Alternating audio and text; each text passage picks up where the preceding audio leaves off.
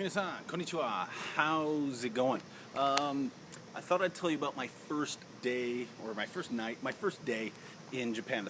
My very first time I set my feet on the ground in the islands that are Japan, which was quite some time ago. But I get this question a lot, so I thought here I'll just do this, and then anytime anybody asks me about it in the future, I'll just send them a link, and so I won't have to talk to them, because I mean, interacting with people, okay, anyway, here it goes. This was long ago, but I guess that doesn't matter. I arrive in Japan, and my new boss was to pick me up at the airport, and so I'd never been here before, and I had actually never met anybody from here. I had known a few Japanese people in the States, but I didn't know anybody who was actually living here at the time, and so I was coming over by myself to live by myself.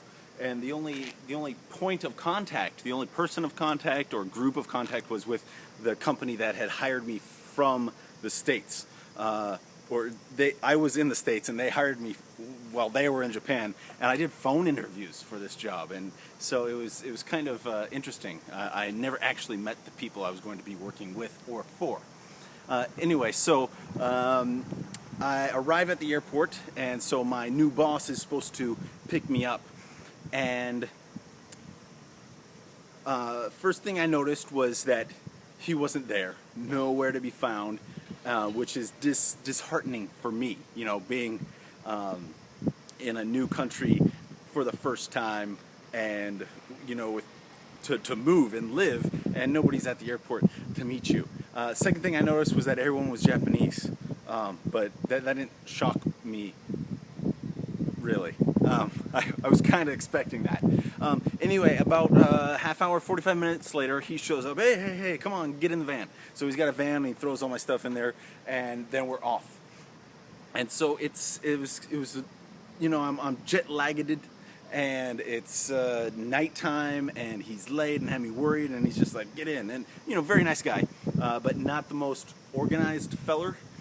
Anyway, so we drive about, I don't know, hour and a half, maybe 2 hours to my new apartment, which he had set up. So that was cool. I didn't have to worry about setting all that up, and it was furnished, so I didn't have to concern myself with buying mattresses and toaster ovens and that sort of thing. So I came into a pretty nice setup. We arrived at my apartment, and I met another guy who was also working at the company, another Japanese fellow. And so they're like, well, it's 10:30. You've been on a plane for 12 hours. You want to go out and get a drink? And so I was like, well, yes, because I was buzzing with energy and adrenaline, and I was extremely tired, but very, I guess, high from all the cocaine. No, high from all the excitement of being in Japan for the first time. So yeah, let's go out. And so we went out, and we went to this little kind of hole in the wall, very nice izakaya style place. And I just had like a beer, maybe even not, because I wasn't not really a strong drinker at the time. Now, same, but good times. And the first thing I ate in Japan was, and I don't even know what it's called in Japanese, because I intentionally forgot it, but they're like, here, this is, how do you translate this? Oh, it's salty squid guts. I don't know, maybe you're familiar. First thing I ate in Japan, salty squid guts. Last time I've had it too, so haven't had it since. Tells you how much I enjoyed it. Anyway, then I went home. Spent a couple hours there. Then I went home, and it was like crashed, boom, out. But and slept for a good solid 2.5 hours, and woke up extremely parched and thirsty.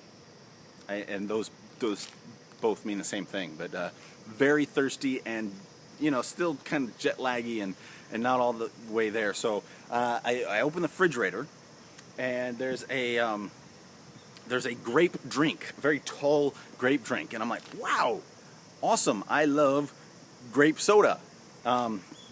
But turns out, I don't know. It's not a grape soda. It was like a grape chew high kind of thing, and it's something like a 5.5% alcohol thing. But I just took this very large can and just guzzle it like in one go, and then I was like, oh, whoa, there's alcohol in this, which shocked me and put me right out. Then I wake up with a hangover because I was still thirsty and still weak from not being able to drink very much. I had